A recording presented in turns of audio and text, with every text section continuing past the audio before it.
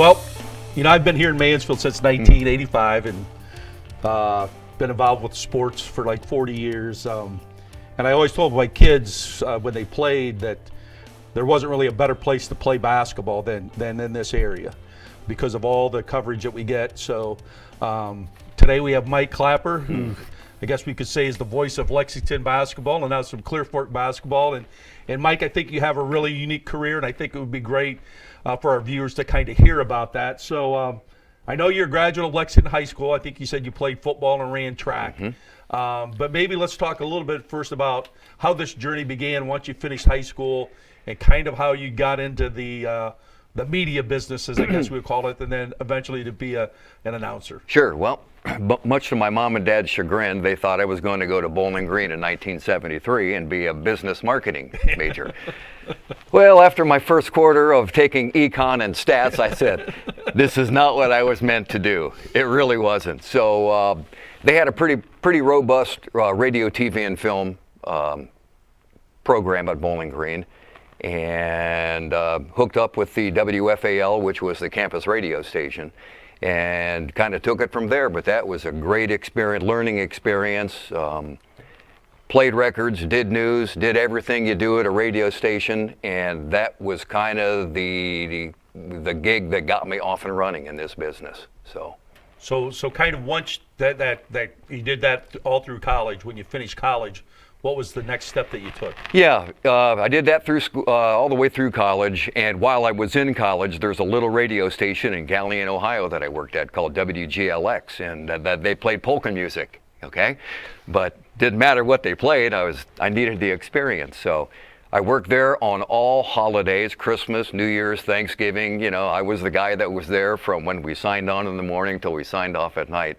So I needed that experience, worked there.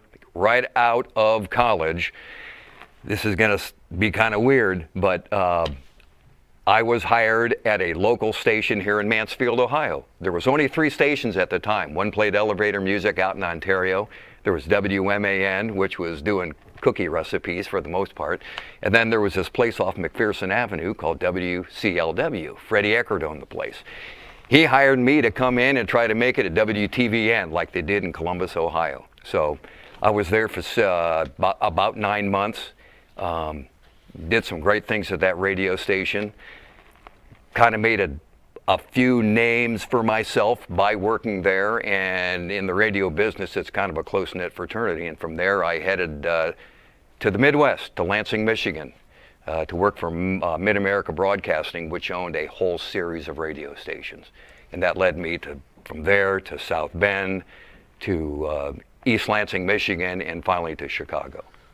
But I think within that, going to Michigan and East Lansing, you had one of the greatest experiences probably that anybody's ever had, that you got to do the Michigan State versus Indiana State game, Larry Bird versus Magic Johnson, which everybody kind of says elevated college basketball to what it is today. And that was nothing that I did spectacularly. It's just that back in the old days, it wasn't all network radio that did the national championship game. Our local radio station in East Lansing, we did the Michigan State basketball games. So we did the games, so we jumped on a plane and went to Salt Lake City, Utah, and we got to do the games. Now, I will tell you, our vantage point to do that game, because we were kind of a small radio station at the time, was like at the last row of seats up against the wall. But we were still in the house, and that was a great experience watching Larry Bird and Magic Johnson play basketball. So actually, you did all the Michigan State basketball games? We did all the play-by-play. I was the play-by-play guy, and I had a color commentator that was also our national sales director during his day job. So did you have any relationships with Judd Heathcote at that time? I had none. No, we just did the game. I just watched him bite his towel and throw it, do whatever Judd did. Judd was kind of one of those guys. So you mentioned, I think you went to the Midwest, you got a job in Chicago, and then you I think you mentioned you got married, you started the family, then you decided to come back to Mansfield. I guess maybe talk a little bit about what made that decision, or why you made that decision. Well, honestly, the Chicago experience, which was unbelievable at the time. I mean, working in Chicago on the 10th floor in Marina City, I made more money there in 9 months than I would in working for a local radio station in 10 years probably. But I also decided that that is not what I wanted to do the rest of my life. It just wasn't. Around those particular characters and that business and everything else, and it was just time to get a new job. So I did. And we moved back to Mansfield because I had people here, and kind of drifted away from the radio business. But one day when my daughter was playing 8th grade basketball at Lexington Junior High, their normal announcer couldn't make it, and I can't remember who was the coach at the time. It might have been Becky Young. Handed me a microphone and said, "Here, Dad, do you want to do it?" And that's how it got started. And that same year, John Harris was the AD up at Lexington. And John heard me do a couple of junior high games, I guess, and then I just filled in for some games, and that was it. So that actually, that I think you put in an article I read that started like in 1997. 1997, right. So you've been doing Lexington home games since then? Lexington basketball since 1997, and in addition to football. Yeah, I've done track and field, I've done wrestling, I've done a lot of stuff there. Yeah.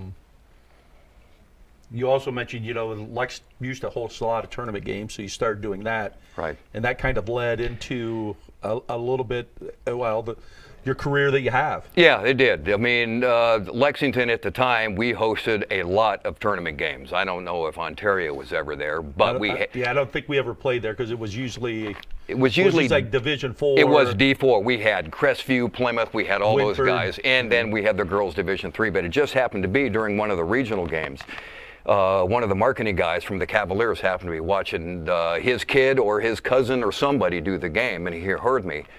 And Dan Gilbert had just bought the team, so the following year, Dan fired everybody. Ronnie Duncan was doing the PA at the time. And that's what happens when an owner buys a team, they fire everybody. And this guy put my name in the hopper. They invited me up for an audition. There was probably 100 people that were there. They invited me back for a second round to do a mock game, and I didn't get the gig. I didn't get it. But I didn't feel bad about not getting it because the guy they hired, Olivier Cedra from Montreal, he's a great announcer who now works for the New Jersey Nets, and he couldn't get in the country. They couldn't get him a green card to come in and do the game. So good for me, I got to do all the preseason games and a few of the regular season games, but that kind of set things in motion and got me into that very close-knit fraternity in the NBA to do those kind of jobs. So like how long were you with the Cavs then? Just in 2006. 2006, and then that led to? And that led to 2008. The Oklahoma City Thunder were a brand new franchise. Cavaliers made a recommendation for me. I went out there, auditioned, was a top 5 out there. Didn't get the gig either. But after a few games into their season, a guy that they hired had some issues with the local police department, and that's not a good thing. and guess who they called to bail them out, right? So I went out to Oklahoma City for a while until they could get a full-time guy, and then that led to a recommendation from the Cavaliers when Ted Leonsis bought the Washington Wizards to come down to D.C. to audition for that job in 2010. Jump back a little bit to when you were going to Oklahoma City. So, was that a situation that you stayed out there, or were you flying back and forth? No, I was flying back and forth. And the reason is when you fly into the airport, all you can see for hundreds of miles is oil rigs. And I'm thinking, this is not a place I want to stay long term. It's just not. So you go from Oklahoma and you started into the thing that you got with the Washington Wizards and then the WNBA team. So maybe talk a little bit about that. Well, when I auditioned for the Wizards job, I thought I was going to go down there and they might have a handful of guys there to audition for the job. Okay. Well, I show up, drove 7 hours over in the car, going across Route 70, hit Rockville, Maryland, checked into my hotel, thinking, okay, I'll go down to the arena. I'll read the script that I've been practicing for 7 hours in the car the whole way over here. And I walk into the arena and there's 200 people there. And I'm thinking, You got to be kidding me. 200 people they invited to audition for this thing. Well, the audition for those 200 people really was to read the script, do some player introductions, and that was about it. So they whittled that stuff down, those guys, pretty quick, and they got it down to 16. And at that point, we auditioned with their executive vice president of marketing and the owner of the team, Ted Leonsis. And we had an interview with him, and then they narrowed it down to 5 guys to do a mock game. So we sat down, they had the practice squad come out with jerseys on, and we actually called a basketball game in the arena, which was really cool. So they didn't make a decision, and on my way home, the owner of the team calls me, Ted Leonsis, says, you did a great job, and I'm sorry to inform you that you didn't get the gig. And I was pretty bummed out. But then he said in his next breath, we got to find a place for you. Would you be interested in doing our WNBA franchise, the Washington Mystics? I didn't know anything about girls basketball other than Lexington High School, you know? And I said, heck, let's give it a go. So that led to doing the Mystics full-time for 12 years. Part of the deal was, if I do the Mystics, he wanted me to do the Wizards for all Friday and Saturday games and select playoff games. So I had a great gig. I mean, I was doing the women full-time, and I was doing the NBA game every Friday and Saturday night and playoff games for 12 years. Talk a little bit about, I mean, I guess first of all, you've already mentioned how competitive this market is to get a job. Right. And really, like I think you said, there's only 30 in the world. 30 in the world. And 12 women's jobs in the world. So I guess maybe talk a little bit about, do you have any kind of relationships with any of the other people that do these NBA and WNBA games? You know, I know of them, but since I only do the home games, the only people I have contact with is their marketing department. But it's, like I said, it's a close-knit fraternity. I auditioned against some of these guys. You know, I mean, when you audition, they're just not pulling guys off the street. I mean, there's guys flying in from Dallas and LA, and these are cherry plum jobs. But I know them, or I know of them, and I had one of the longest tenures of anybody. You just don't last this long because ownership changes. Guys have a falling out with the team. They say something stupid. Whatever happens, and they decide they want to get out of the business. Did ownership ever change, like in Washington? It did not. Okay. And Ted Leonsis still. We owned the Capitals, which is the hockey team, the Mystics, which is the WNBA team, and the Wizards. He also owns Capital One Arena, and he manages where George Mason plays, the Eagle Bank Arena. Talk about maybe like a typical day. So let's begin. You're here at home, and you're going to have to fly into Washington. Yeah. Talk a little bit about that. With the women's league, we stayed there. We had an apartment out in Fairfax for all those years, and it was 20 miles from the city, and we absolutely loved it because the women's season is so condensed. It's it's a 4 or 5 month season, so they were having 3 and 4 games a week. So we just stayed there in the summer and came home on occasion to check on the house. But the NBA, they got deeper pockets. So it was nothing. 55 minutes, wheels up to wheels down from Columbus to Washington, D.C. And Reagan National is only a 12-minute train ride from Capital One Arena. So I would fly in, usually the night before, because they would pick up the hotel and all that stuff. Because you just can't depend on the weather to get you to a game. Because we know right now. And if I can't show up for the game, there ain't nobody to fill in there for me. So they were really good about me coming in the night before, check into the hotel. The next day for a 7 o'clock game, we'd have a meeting at 5 o'clock. And at 5 o'clock, we go through all of the elements of the game. And like I tell everybody, in a 2-hour and 15-minute basketball game, there is 48 minutes of basketball, and there's 80 minutes of shtick. When the cameras go to commercial, that's when the action starts for us guys. So the dancing girls come out, the parachute drop from the ceiling, the dance cam, the kiss cam, the dog catching the frisbees or whatever. That all happens when everything's at commercial. So we would go over the entire show, which took about 45 minutes, 5 to 5:45, go get something to eat, and then the doors opened at 6 o'clock, At 6 o'clock, the music starts, and I would immediately start doing my reads, which are the commercials, the paid sponsorships, and stuff like that. So. And that would last for, what, till the game over? Until I did not get up from the time I sat down finally at 6 o'clock until the game was over at 9:15. Yeah. So you didn't want to drink a lot of Diet Coke. You know what I mean? Yeah. Well, any specific stories you might want to share that would be special for maybe our viewers to hear about some of the experiences with the Wizards and the WNBA team? I was with the Cavs, LeBron James' second year. Well, let me tell you a story first before that with LeBron. So believe it or not, when the 2 years prior to LeBron coming to Cleveland, the Cavaliers offered high school coaches, if you went to a clinic in the fall, they gave you 2 season tickets in the lower bowl. So for 2 years, I had season tickets. Well, I could never hardly use them because, you're working, coaching. Right? So, we would try to give them out and stuff. And I still remember a good friend of mine, Dave Freilich. He had gotten them too. And I remember the night LeBron got drafted, he either texted or called and he said, "Joe, we ain't getting those tickets anymore." And sure enough, we were never offered season tickets after LeBron. So share your story, though, with LeBron. Yeah, with LeBron, I was there his second year. And we know all the players, we know all the coaches, and on a first-name basis. You just get to know these guys because you're there during the shoot-around, during the game, and they know you, and you know them. So after I left the Cavs and started working for the Wizards, LeBron always made it a point. First thing he'd do, his pregame ritual was to put all this powder all over the place, smack his hands, throw it up in the air, and he would always do it right in front of me. Always do it right in front of me.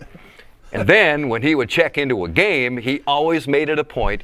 He could sit any place along that table or kneel down or whatever, but no, what'd LeBron do? And I got pictures of it. He put his tush right in front of me. And there could be a minute and a half before, and I'm doing this, trying to call a basketball game, and he's just sitting there in front of me, like the captain ate the canary. So, but LeBron generally is just a great guy. Very philanthropic, puts a lot of money back in the community. John Wall with the Wizards, the guy's an unbelievable player. Bradley Beal, got to see Paul Pierce make more than one game-winning three-point shots. His time expired during the playoffs. So the NBA experience is something that I will never, ever forget. Well, I think we were talking before we got on today just about how athletic those guys are, and the skill level that they can play right. on. And squeezing those guys onto the same floor that high school kids it's play. Like you said, it's the same size floor, and it's just hard to believe that these physical specimens who are 6'10" and 250 or 270, play on the same size floor as the high school kids play on. And they're 10 times as fast. Yeah. And they can jump 3 times as high. I've seen guys hit their heads on the rim before. They're unbelievable. They're probably the best athletes on the planet. Yeah. You take a look at the wear and tear that they put on their body for the amount of time that they play is pretty unbelievable. And on the women's side, to see Brittany Griner at 6'8" stand right in front of you. And again, I know all these women because, I called them. I never missed a game in 12 years. And I knew all of them. I watched them from the time they were rookies till the time some of them retired. Sue Bird, Elena Deladon, Diana Taurasi. They're not BFFs, but they're friends. Yeah. And they're unbelievable basketball players. Before we move on to kind of the high school experience, though, I did come across a thing in the article. You talked about doing games during the COVID year. Maybe talk about that. That was interesting. That was, and doing a game with a mask on, number one, is bad enough. But you walk into the arena, you put on a mask, you're the only guy sitting at the scorer's table with a microphone in front of you. And they got cardboard cutouts everywhere else. So if the camera shots do stray from the floor, you'd see somebody up there in the stands. But I was announcing to nobody but the players, the coaching staff. Our hype guy was up in the rafters behind a green screen doing his thing. And they piped in sound noises for the TV audience. And it was the worst year of my life professionally, because before you went to the games, they tested you. Yep. When you pulled into the garage, they instant tested you for COVID. And I just kept my fingers crossed. And I've been vaccinated and all that stuff. But knock on wood, we survived. Yeah. Well, what you did the professional thing. What has made you kind of continue to just do high school? Well, there's nothing better than high school basketball. There just isn't. I mean, 20,000 people is great. I always used to tell people, my wife would make the joke that, I'd be doing a game in front of 500 people one night for the girls, yep, and 20,356 the next night in D.C. But there is still nothing better than the high school experience. The kids play hard. They're there for one reason, because they want to play basketball. The fans are into it. The parents are great. A little loud sometimes, yeah, but they're just, I was a parent too, Yeah, we all were. There's just nothing better than watching a kid and his parents and the fans go crazy when he hits a game winner from 25 feet. It's just, high school basketball is priceless. And it's just a shame that it seems like the interest at the lower levels is waning, because that's the feeder system for the high school. Yeah. So, I mean, you've been around a lot of great games, whether at Lexington or some of the tournament games that have been at Lexington. Are there any kind of special moments in a high school that have stuck out to you? That anything? Well, unfortunately, I didn't get to watch Jamie Fike play from the scorer's table, and Tom Scholl and Hepner and Buck Morton and all those guys. I mean, they're all friends. I wish I could have been around then. But at Lexington, as like at Ontario, there's just a lot of good basketball players that have come through that gym. To pick anybody out, Joe, I really can't say, other than, honestly, there are times at the end of the game when I don't even know what the final score is. Yep. I'm concentrating on at the high school level of watching the refs, watching the coaches, and watching my iPad with the music on it. So I'm kind of going like this the whole time. Let's talk about the iPad with the music, because do you get to pick your own music? Heck yeah, man. I mean, that is good. At the professional level, I mean, especially in D.C., it's an urban environment. They have professional music directors, and all I do is announce basketball games, which is a good thing. It's plenty to do. But at the high school level, I have had carte blanche artistic freedom from all of my ADs, from Harris to Steve Gray was doing it for a while. I mean, and now Eichhorn, Mike Griff, all of the ADs. They trust me enough to know I'm not going to play something that shouldn't be played. Yeah. Plus, my attitude has always been at the high school level. There's 2,000 people in the gym. Think about it. There's 200 kids in the student section, all right? Well, yep, there's 1,800 fans that pay taxes. So who are you playing your music for? This little group of kids over here, or everybody else, right? I may need to have you go give some speeches to high schools that I go watch now, because sometimes the music is played. I'm going, No. The running joke is when Clapper's at the scorer's table, it's a no-rap zone. So my playlist is what I need to listen to sometime 4 nights a week. And believe me, I appreciate it. And the fans, bar none, in particular the visiting fans, always stop by to say they really appreciate it. Yeah. So, yeah. Well, and that, the reason I brought you on was because, we played at Lex a lot.